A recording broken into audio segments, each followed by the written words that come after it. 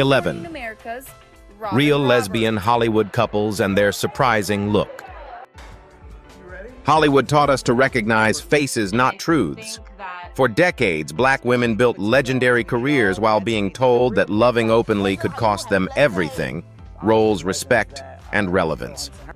Yet behind the spotlight, real relationships existed not as scandals, but as acts of quiet courage. Today, we're pulling back the curtain on 11 real black lesbian Hollywood couples whose lives defied the images we were sold. Their love stories weren't designed for headlines, they were designed to survive.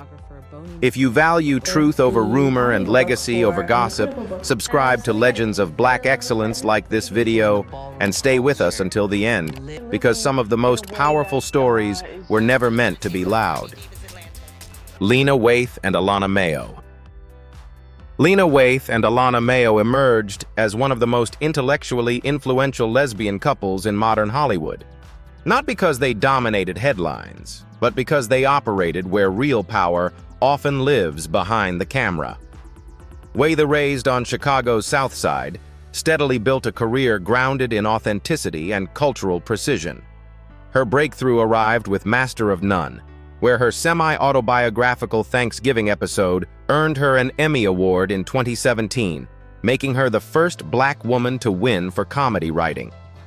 Rather than leaning into celebrity spectacle, Waithe used that moment to expand her influence as a creator, producer, and cultural voice, shaping stories about black identity, queerness, and everyday truth. Alana Mayo's rise followed a different but equally consequential path.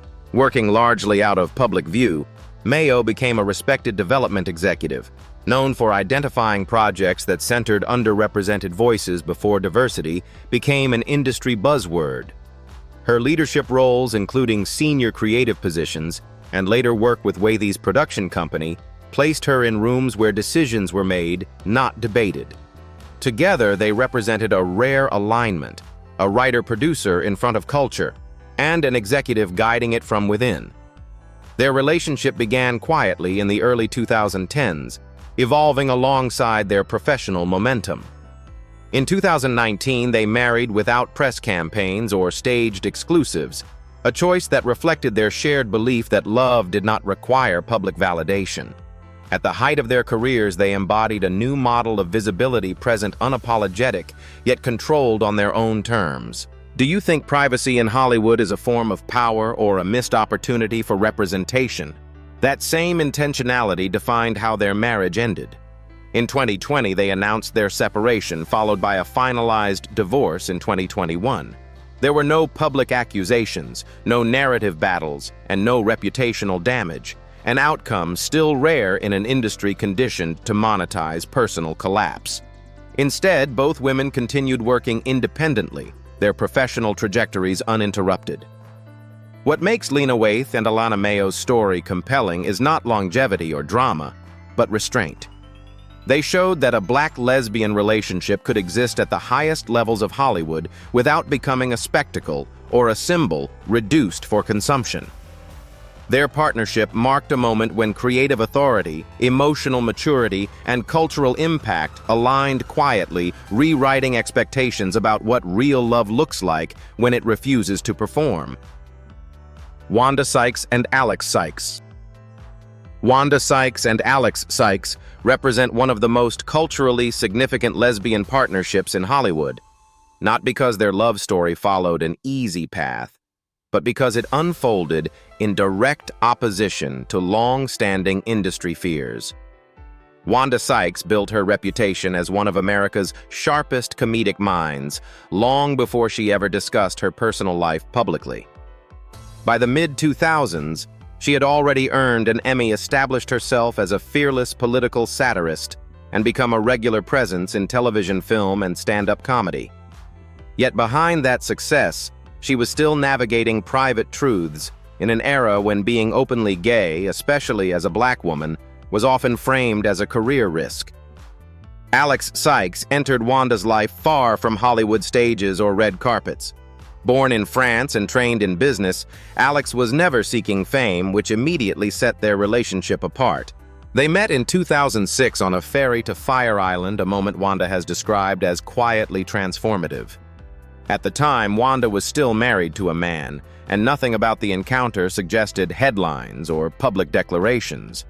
Instead, their bond developed gradually rooted in compatibility, humor, and emotional grounding, rather than celebrity attraction. In 2008, the couple married privately, months before Wanda publicly came out.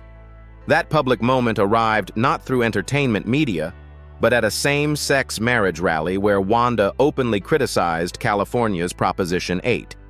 The timing was deliberate and courageous. She later acknowledged that her decision created immediate strain within her family, including her parents initially refusing to attend the wedding. Their resilience was tested again as they built a family. In 2009, Alex gave birth to fraternal twins Olivia and Lucas. Parenthood shifted Wanda's perspective, and rather than retreating from public life, her career expanded. She continued headlining tours, voicing animated films, writing best-selling books, and starring in successful series, all while openly referencing her wife and children in her comedy. The feared professional backlash never arrived. Over time, even Wanda's family came to embrace the marriage, a transformation she credits largely to Alex's patience and stability. Alex remained intentionally outside the spotlight, choosing family life over media attention, while Wanda became one of the most visible Black lesbian figures in American entertainment. What makes their story enduring is not just representation, but outcome. Wanda Sykes did not lose her audience, her credibility, or her influence by telling the truth. Together, Wanda and Alex proved that honesty, when paired with talent and consistency, doesn't end careers, it redefines them. Raven-Symoné and Miranda Pierman-Mayday. Raven-Symoné and Miranda Pierman-Mayday form one of the most quietly transformative couples in modern Hollywood, precisely because their love story unfolded after the spotlight had already defined expectations. Raven's career began before most people discover who they are. By age 3, she was on The Cosby Show, later becoming a generational icon through That's So Raven, which ran from 2003 to 2007 and made her one of Disney Channel's most recognizable stars. For decades, audiences believed they knew her, yet her private life remained carefully guarded, shaped by the pressures placed on child stars, Black women, and queer performers all at once. Miranda Pierman-Mayday entered Raven's life from a different direction entirely.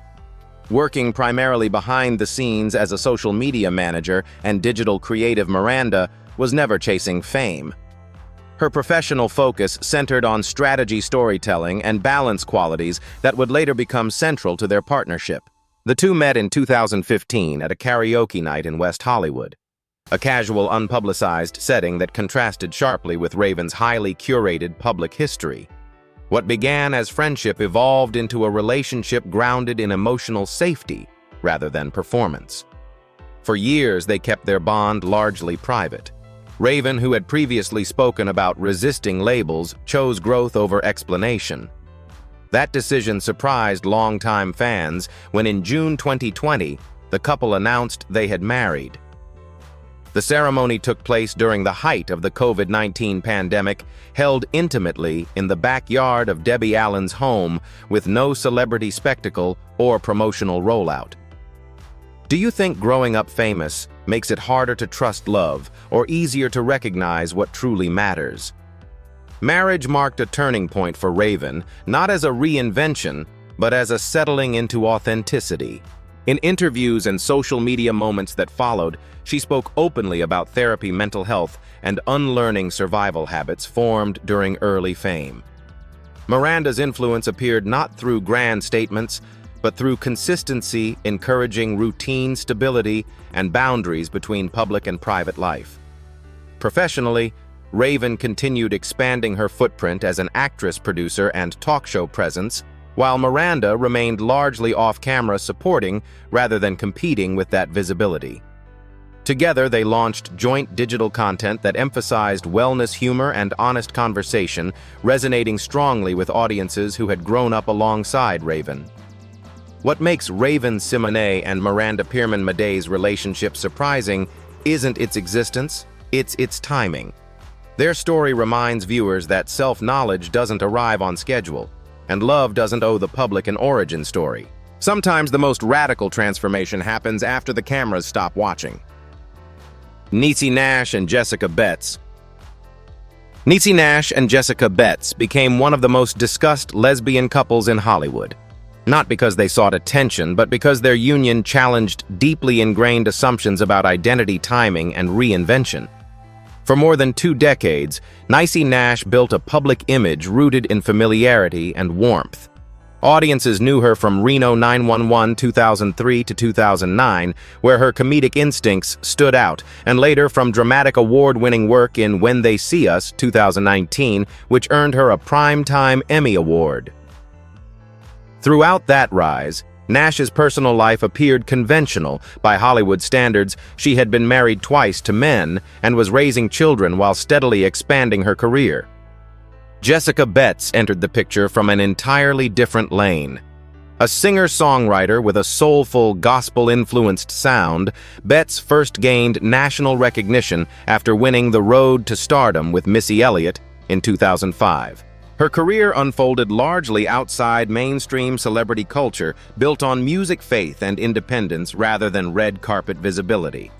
The two women met in 2015 when Betts appeared as a musical guest on the set of Claws the TNT drama. Nash later headlined from 2017 to 2022. At the time, their connection was platonic, anchored in conversation, mutual respect, and shared values. That friendship deepened during a period of personal transition for Nash. After separating from her second husband, she began reassessing long-held assumptions about herself, her happiness, and the expectations she had absorbed over a lifetime. In August 2020, the public learned just how profound that reassessment had been. Nash and Betts announced they had married in an intimate backyard ceremony. The revelation sparked widespread conversation not only because it was unexpected, but because of how Nash framed it. She famously stated, "I didn't come out, I went into myself." The impact was immediate and cultural. Rather than facing backlash, Nash experienced a career surge. She continued leading major television projects, hosting award shows, and receiving accolades proving that honesty did not limit her reach. Betts, meanwhile, stepped more confidently into public view, sharing music and moments of their marriage without turning it into spectacle. What makes Niecy Nash and Jessica Betts' story resonate is its clarity. Their relationship did not rewrite the past, it reframed it. Together, they showed that identity is not a fixed destination, but an evolving truth, and that sometimes the most surprising love story is the one that arrives exactly when you stop pretending to be anyone else. Robin Roberts and Amber Lane. Robin Roberts and Amber Lane represent one of the most enduring and emotionally grounded relationships in modern American media, a partnership defined not by spectacle, but by loyalty under pressure. Roberts, a trailblazing journalist and longtime anchor of Good Morning America, spent decades in the public eye before ever sharing details of her personal life. By the early 2000s, she had already become one of the most trusted faces in television news, known for her calm authority, professionalism, and resilience, shaped by her early career as a sports broadcaster at ESPN. Amber Lane entered Roberts' life far from studio lights. An entrepreneur and wellness professional, Lane built her career independently, focusing on massage therapy and later launching a small business centered on health and recovery. The two met on a blind date in 2005, arranged by mutual friends. At the time, neither sought publicity, and their relationship grew slowly, rooted in compatibility rather than convenience. From the beginning, they understood the imbalance fame can create and made intentional choices to protect their private world. Their bond was tested publicly in 2007 when Roberts was diagnosed with breast cancer. Lane became a constant presence during surgery, chemotherapy, and recovery, remaining firmly outside the media narrative while providing daily emotional and physical support. Just as life began returning to normal, a second crisis emerged. In 2012, Roberts was diagnosed with myelodysplastic syndrome (MDS), a rare and potentially fatal blood disorder linked to prior cancer treatment. She underwent a bone marrow transplant in 2013, a process that required months of isolation and uncertainty. It was during this period that Roberts publicly acknowledged Lane for the first time, thanking her in a heartfelt social media post. The moment marked Roberts's quiet coming out not through an interview or announcement, but through gratitude. Is real courage shown more in public declarations or in who stays beside you when no one is watching? Since then, the couple has remained together for nearly 2 decades, celebrating milestones without turning their relationship into a brand. Lane has consistently chosen distance from fame, while Roberts has continued her broadcasting career with renewed perspective, returning to GMA and remaining one of its most respected anchors. What makes Robin Roberts and Amber Lane's story surprising is not that they are a lesbian couple, but that their love endured through illness, uncertainty, and silence. In an industry that often rewards exposure, they proved that longevity, discretion, and devotion can be just as powerful, especially when the cameras are turned off. Queen Latifah and Ebony Nichols. Queen Latifah and Ebony Nichols embody a form of Hollywood partnership that has grown increasingly rare, influential, enduring, and intentionally understated. Latifah, born Dana Owens, rose from New Jersey's hip-hop scene to become one of the most versatile entertainers of her generation. By the late 1990s, she had already earned a Grammy Award, led box office hits, and redefined what mainstream success could look like for a black woman who refused narrow roles. Her later achievements, including an Academy Award nomination and long-running television success, confirmed a career built on adaptability rather than controversy. Ebony Nichols entered Latifah's world through movement, not media. A classically trained dancer and choreographer, Nichols worked at the highest professional levels, including major television productions and live performance. Her career emphasized precision, discipline, and collaboration values that mirrored Latifah's own approach to longevity. Unlike celebrity partners drawn into the spotlight, Nichols maintained a professional identity rooted in craft, choosing to let the work speak for itself. Their relationship became known not through announcements or interviews, but through consistency over time. For years, Latifah guarded her private life, even as public curiosity intensified. That discretion was deliberate. In an industry that often pressures artists to commodify intimacy, Latifah chose boundaries. When it became publicly acknowledged that she and Nichols were partners, it was already clear they had built a stable life away from cameras. In 2019, the couple welcomed a son, marking a significant personal milestone without altering their approach to privacy. What makes their story particularly striking is how it contrasts with Latifah's public evolution. She has long spoken about self-acceptance and dignity, yet resisted labeling her personal life on demand. That choice resonated with many older viewers who remember eras when visibility carried professional risk, especially for black performers navigating multiple layers of expectation. Professionally, neither woman slowed down. Latifah continued leading major projects, expanding her influence as a producer and star, while Nichols remained active in choreography and creative direction. Their partnership never became a distraction from achievement. Instead, it quietly reinforced it. Colleagues often describe Latifah's later career years as focused and grounded qualities frequently associated with stability at home.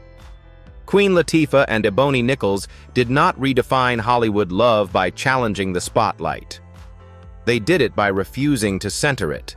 Their relationship stands as a reminder that authenticity doesn't always announce itself, and that sometimes the most powerful statement is living fully without asking permission. Amandla Stenberg and Lene Five. Amandla Stenberg and Lene Five represent a distinctly modern chapter in Hollywood's evolving understanding of identity, love, and visibility. Unlike earlier generations who were often pressured into silence, this couple emerged at a cultural crossroads where artistry, activism, and queerness increasingly intersected. Stenberg first entered the public consciousness as a teenager, gaining international recognition in The Hunger Games 2012, before deliberately steering her career toward projects that reflected complexity rather than commercial safety. As she matured, Stenberg became equally known for her outspoken advocacy on race, gender, and sexuality, positioning herself as both a performer and a cultural commentator. Lenai V. born Lenai Victoria, approached the spotlight from a musical angle. A singer-songwriter with roots in soul, R&B, and indie pop, she built her following through introspective lyrics and an understated visual style that contrasted sharply with mainstream pop formulas. Her music often explored emotional vulnerability, intimacy, and self-definition themes that resonated with listeners seeking authenticity rather than spectacle. Unlike traditional celebrity trajectories, Lenai V's rise was gradual, grounded in artistry instead of aggressive promotion. Their relationship became public around 2018, surprising some observers not because it existed, but because of how naturally it fit both women's creative worlds. There were no dramatic announcements or exclusive interviews. Instead, the couple appeared together at select public events and on social media in ways that felt deliberate and unforced. For Stenberg, who has openly identified as queer and non-binary, the relationship aligned seamlessly with values she had already articulated. For Lenai V, it offered visibility without demanding reinvention. What made their partnership particularly striking was generational contrast. Older audiences accustomed to Hollywood secrecy watched a young black couple live openly without framing their love as rebellion. Their appearance, fashion-forward, fluid, and unapologetically modern, challenged outdated ideas of what a Hollywood couple should look like. Do you think younger generations experience more freedom in love, or simply face different kinds of pressure? Professionally, both women continued evolving independently. Stenberg pursued roles in film, television, and music while maintaining a strong presence in social discourse. Lenai V expanded her musical catalog, refining a sound that favored emotional depth over chart chasing. Neither reduced their identity to relationship status, and neither relied on the other's fame for relevance. Ultimately, Amandla Stenberg and Lenai V didn't just represent young love in Hollywood, they embodied a shift. Their relationship reflected a future where black queer women are not forced to choose between authenticity and ambition. The surprise was never who they loved, but how confidently they did so without apology, performance, or retreat.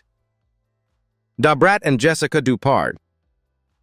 Dabrat and Jessica Dupart represent one of the most unexpected yet culturally impactful love stories in black entertainment precisely because it unfolded in a space long defined by rigid expectations.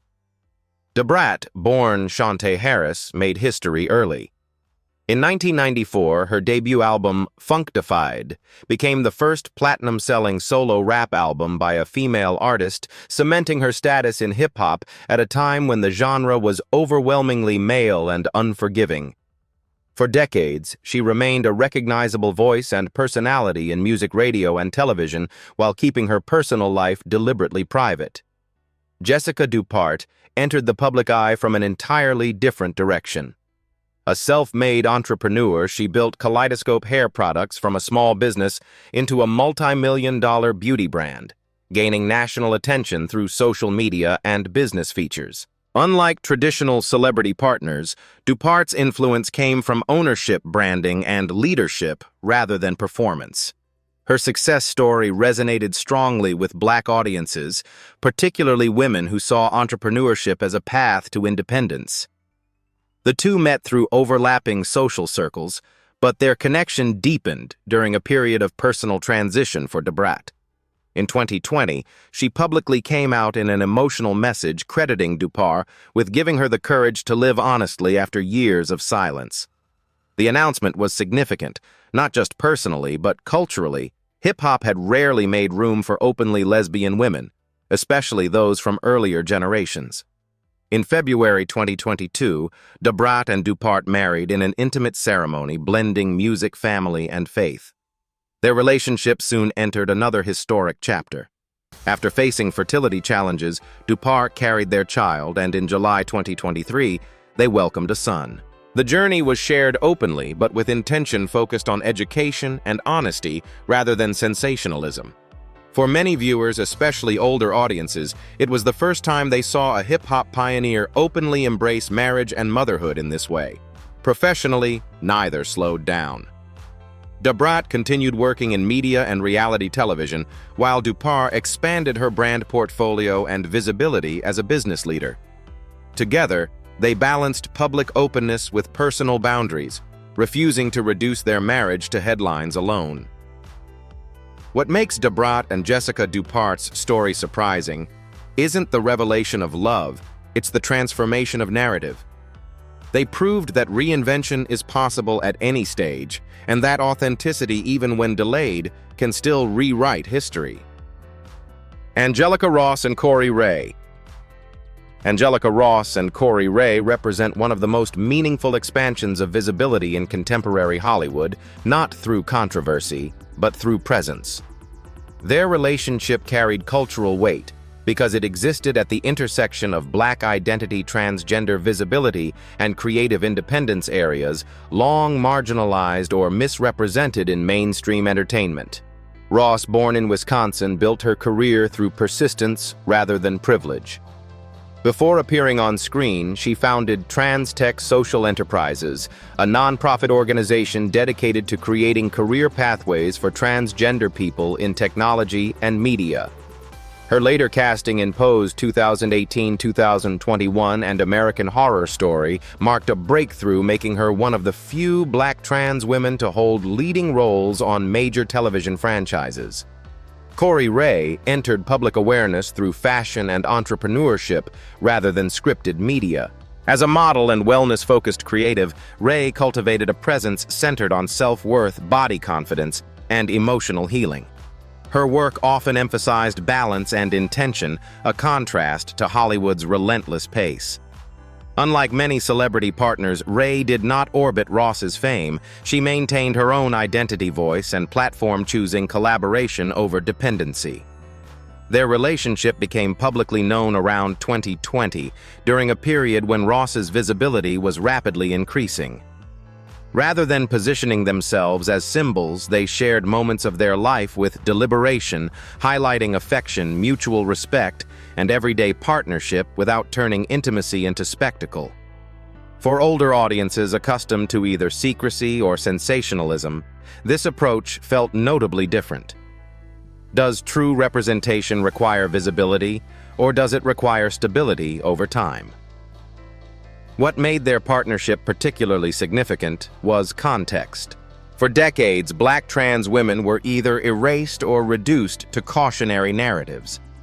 Ross and Ray disrupted that pattern by presenting a relationship grounded in joy, health, and shared ambition. They openly discussed mental wellness boundaries and self-care topics rarely associated with Hollywood romance, especially involving marginalized identities. Professionally, Ross continued expanding her influence beyond acting, speaking openly about industry accountability and equitable access. Ray, meanwhile, focused on entrepreneurial and creative projects aligned with wellness and empowerment. Their paths remained distinct yet supportive, demonstrating that partnership does not require sacrifice of individuality. Although their relationship later came to an end, its impact remained intact.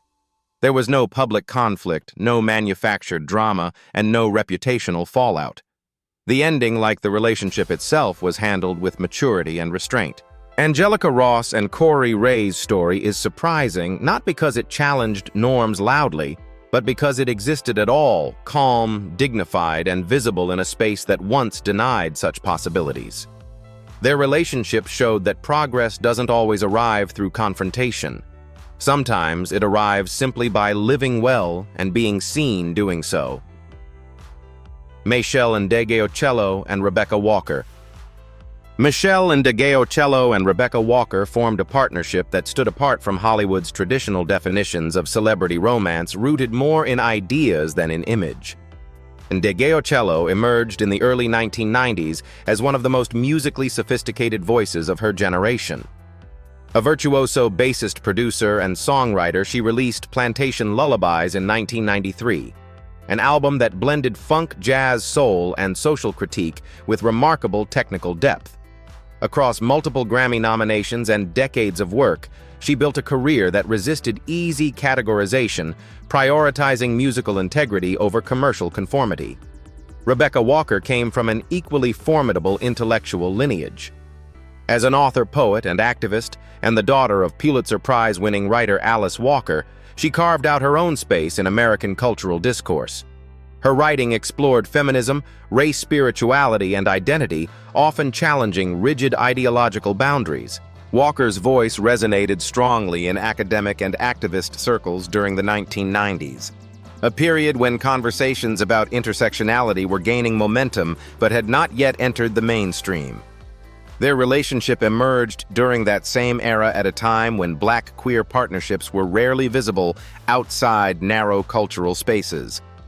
Rather than unfolding on red carpets, their connection existed within overlapping worlds of art, literature, and political thought.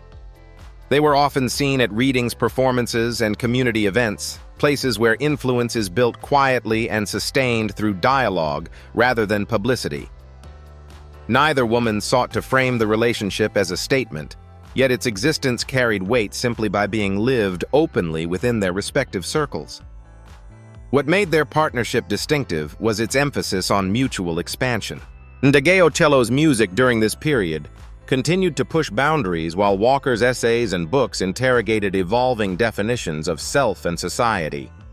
Their bond reflected a meeting of disciplines, sound and language, rhythm and reflection.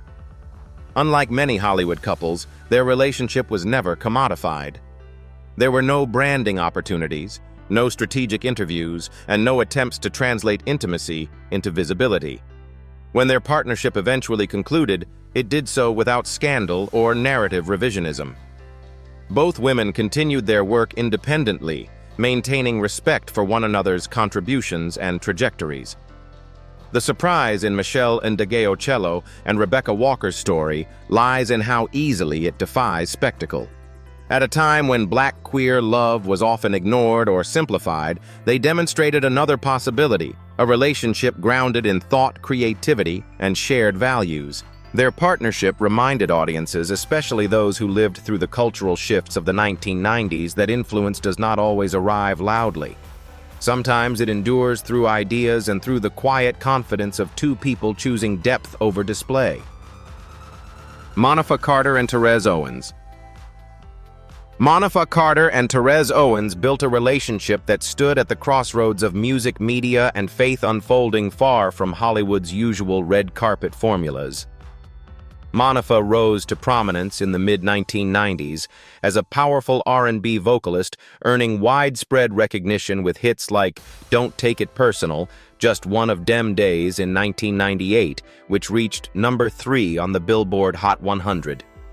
Her voice, blending vulnerability with strength, resonated with audiences navigating love, disappointment, and resilience. Yet behind her success, Monica was living with a private tension common to many artists of her era, balancing career longevity with personal truth in an industry that rarely welcomed openness. Therese Owens approached visibility from an entirely different angle. Known as an entertainment blogger and digital media personality, Owens built a following by blending celebrity commentary with humor and sharp observation. His work existed outside traditional Hollywood structures, relying instead on online platforms and direct engagement. Unlike performers whose careers depend on public approval, Owens's influence came from conversation and commentary, giving him a unique vantage point on fame without being consumed by it. Their relationship became public in the early 2010s, surprising many who associated Monica exclusively with her earlier musical image. Rather than staging a reveal, the couple chose honesty without dramatization. In 2014, Monica publicly acknowledged her sexuality and her partnership with Owens, framing the moment through spirituality and self-acceptance rather than confrontation. The announcement reframed her narrative, especially for longtime fans who had grown up with her music. Why do you think faith and sexuality are still portrayed as incompatible in public conversations? That same year, the couple welcomed a son, grounding their partnership in parenthood and responsibility rather than celebrity spectacle. Family became central to their public identity, offering a representation rarely seen in entertainment coverage. A Black lesbian household defined by stability, belief, and everyday life. Monica spoke openly about reconciling her faith with her identity, a conversation that resonated strongly with older audiences raised in religious communities. Professionally, Monica continued performing and advocating while Owens maintained his presence in digital media. Their roles remained distinct but complementary: music and message art and analysis. The relationship did not depend on constant exposure, nor did it attempt to reshape Monica's past. Instead, it expanded her story, adding dimension rather than contradiction. What makes Monica Carter and Therese Owens' partnership surprising is its refusal to conform. At a time when narratives often demanded either secrecy or spectacle, they chose grounding. Their story offered a reminder that authenticity does not always arrive through rebellion. Sometimes it arrives through family faith and the courage to live truthfully after the applause fades. These stories remind us that Black lesbian love in Hollywood was never absent. It was simply overlooked, misunderstood, or intentionally kept quiet. From quiet power couples to late-in-life awakenings, these women reshaped success without asking permission, proving that authenticity does not weaken legacy, it deepens it. Yet a difficult question remains. If so many of these relationships thrived in privacy, did Hollywood truly change, or did these women succeed, despite the industry, not because of it? In today's spotlight-driven culture, is visibility a form of freedom, or just a new kind of pressure? At Legends of Black Excellence, we ask you which path builds a stronger legacy, being seen or being unshakably real.